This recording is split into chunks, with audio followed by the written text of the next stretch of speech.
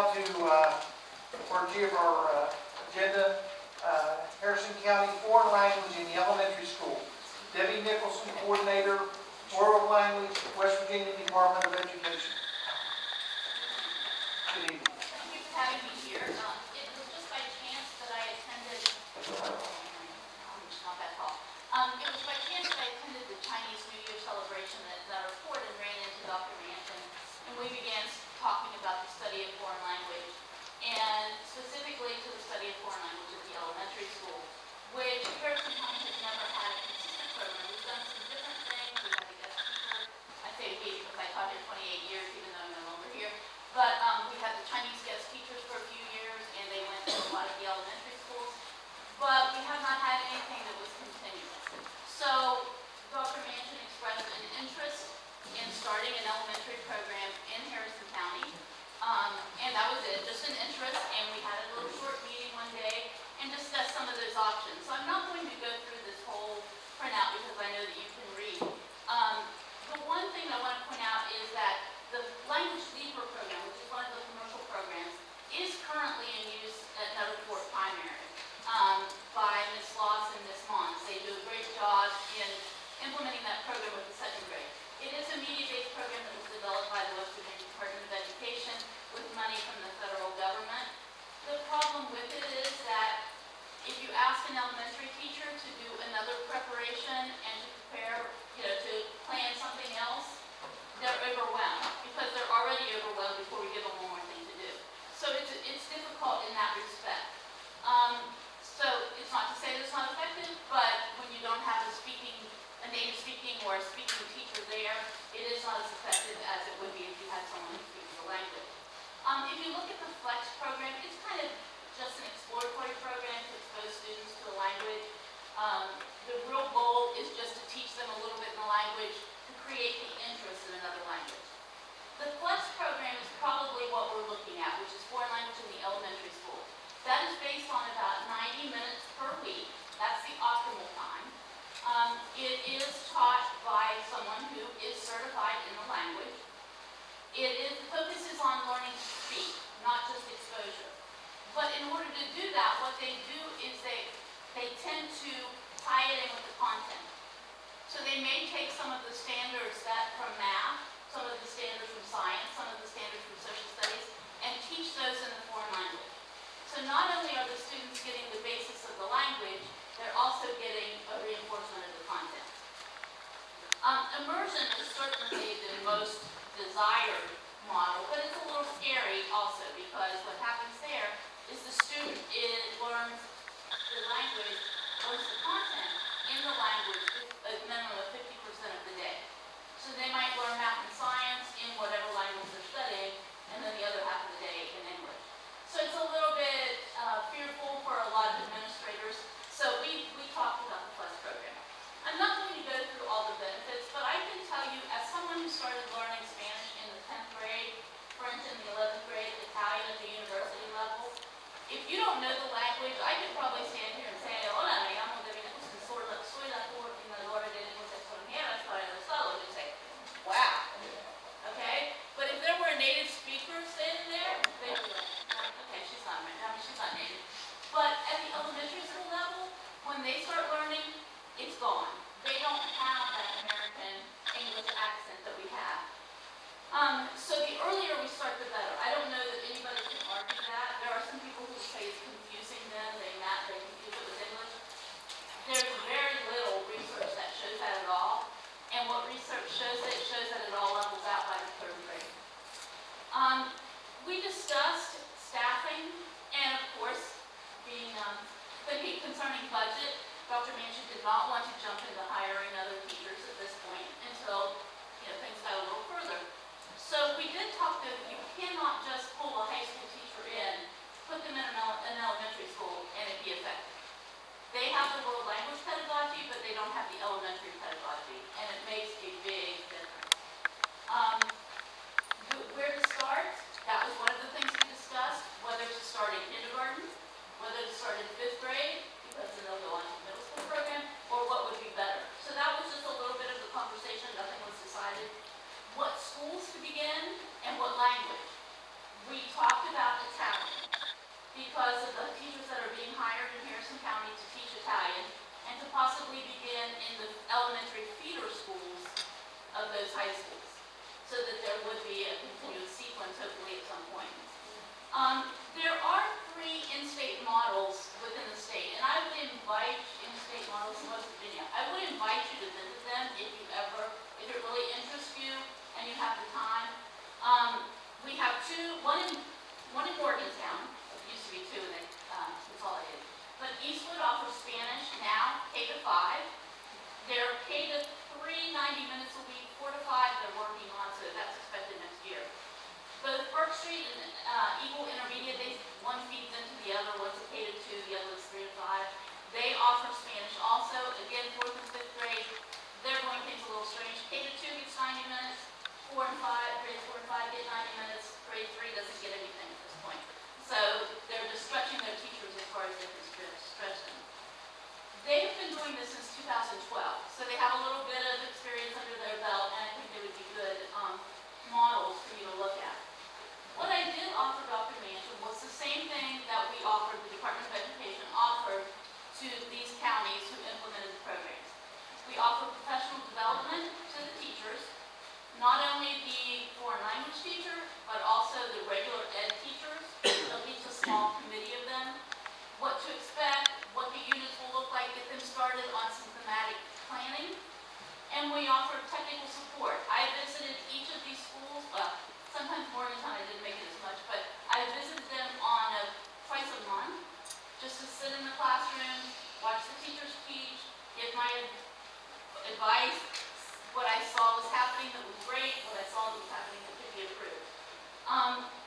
So I guess that is something that would have to be discussed amongst the board.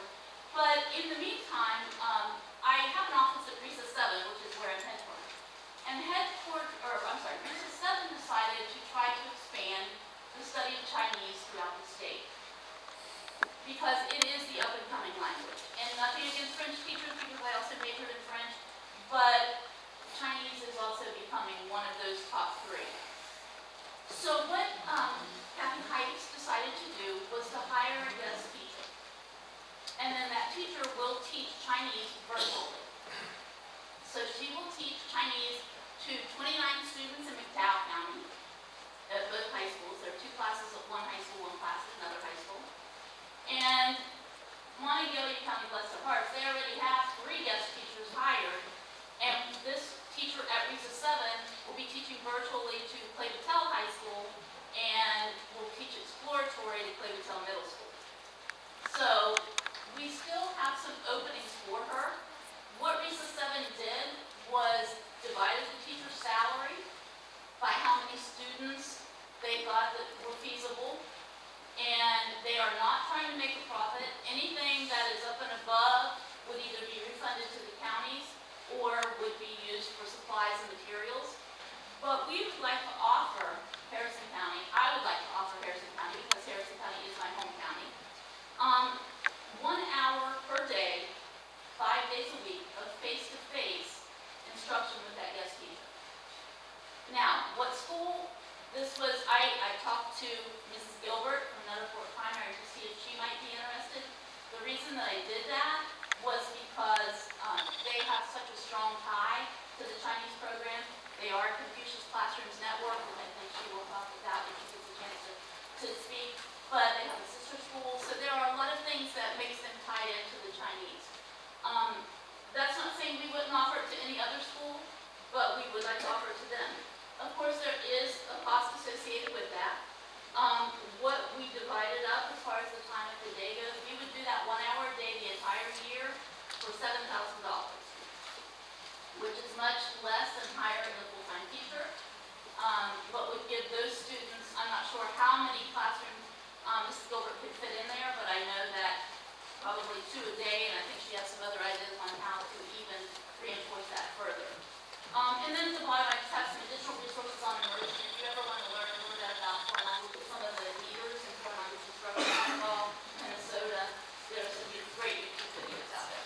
And I don't want to keep you any longer, but do you have any questions for me? I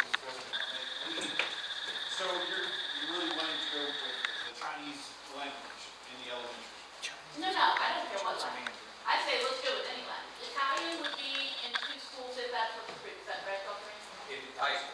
at the high school, but then we talked about using those same teachers Perhaps, yes. if they have time in their schedule. Yeah. Yeah, for me, I would just look and make sure we have the languages being taught in the middle school and in the high school. Exactly. And I don't want to learn Chinese, it's not offered in the high school. So right now, for the 7,000, that would just be in the elementary level, whatever language. Right. Well, that would be just Chinese, because that's the only thing we have to offer. Okay. But are we offering Chinese in any other school, like high school, middle school? No. No, but it can be offered virtually later, and Nutter is offering Chinese now. That's, Joey, if Mr. President, there's no objection, Ms. Gilbert, if you might just kind of give us some insight. And that's for primaries here tonight to support the Chinese guest teacher. We have implemented the Chinese language at Level 4 primary since the 2009 school year. That's just like Mrs. Nicholson had an article in the Bridgeport News about being a host family for 2 Chinese guest teachers. So our kids were gone, so I said to my husband, "Gee, we could host Chinese teachers." So yes, he said, okay. So we had 2 Chinese guest teachers that lived with us in our home during the 2009 school year. And that started the process at Nutter Primary. And then we continued with 4 guest teachers for the next 4 years. The last 2 years, Mrs. Moss and Mrs. Mons have implemented it through the West Virginia Department of Ed Language People Program. And this year, our 2 new curriculum specialists, Mr. Seeger and Mr. Brand, have also embraced it. So our curriculum specialists now teach Chinese just in the 2nd grade. When we had our guest teachers program, we were able to offer it to K2. And so we are Confucius Classroom status, which they do give us a grant each year to implement and further our Chinese program. And that has allowed us to attend professional development opportunities and to pass supplies and other programs to help. We've bought some computer-based program. What else, ladies? Chinese New Year. Manipulators. We have a Chinese New Year celebration every year. So for $7,000, we thought that this would be a great way to have the Chinese guest teacher in person to further expand our program. And it would allow us to reach K2 level with the guest teacher. and if I can say something else too. Right now, the reason we did Chinese is for financial reasons. The Chinese guest teachers come with a stipend of $13,000. So whatever their salary is, you subtract that $13,000 from it. So if we could hire a Spanish teacher to do virtual, but we either have to charge more or we have to, well, we would have to charge more per student or take more students in order to cover the salary, which is why we started with this. There is a virtual Spanish program. Harrison County has not had to use it because we've always had certified teachers. But it's not to say that it won't be a future move on the part of the Department of Education or BC 7 for elementary school. But that's, a little bit in the future. Yeah, I'm just, I guess my fear would be if they're learning Chinese at the elementary level, it's not be taught in the middle or high school. I mean, they're going to grant such information, I believe they would forget, especially this one in 2nd grade. Well, I think the goal would be to offer more. I know we've had one student that had it at the 2nd grade level, and then he continued it on his own. He's really done an excellent job. And I think that there's a growing Asian population here in our county, even at our school level, and it's just giving our students an awareness of that culture. And I agree, there needs to be continuity. It doesn't do any good to go through 2nd grade and stop. So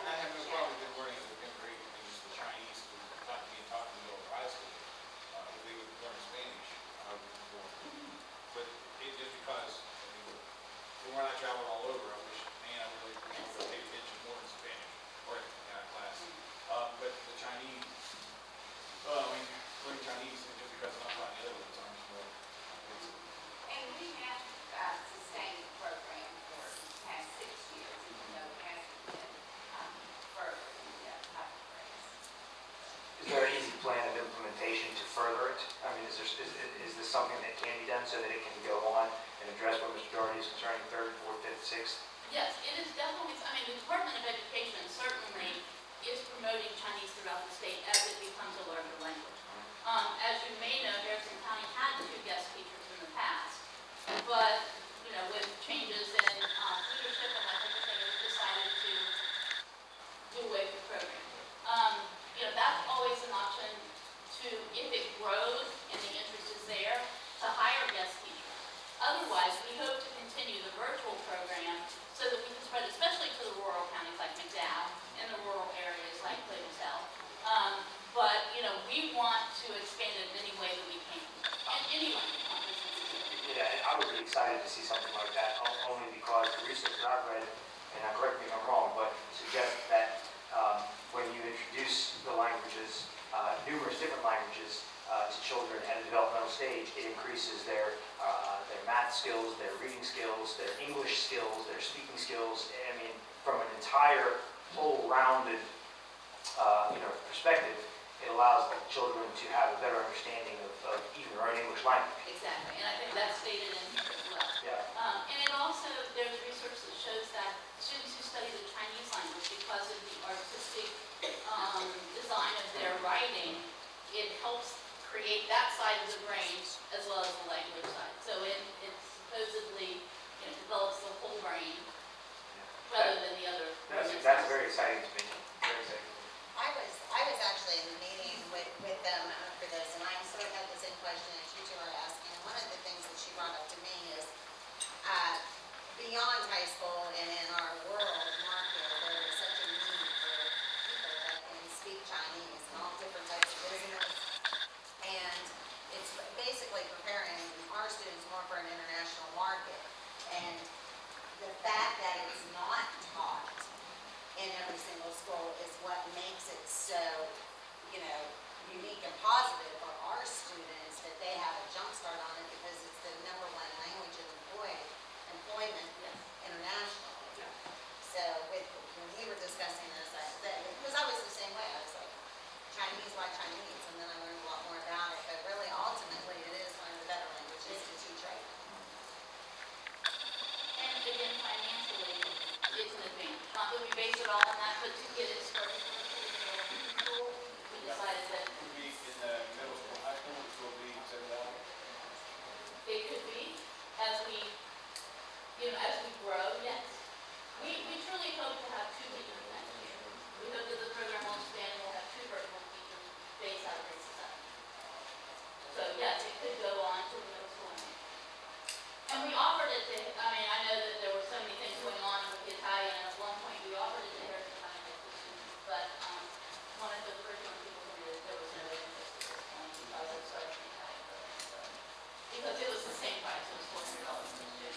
I know there was one student who was interested, who was adopted from China, but when I contacted Bridgeville High School, they told me they could not do it because they didn't have a teacher that said that they were willing to do something to do with it.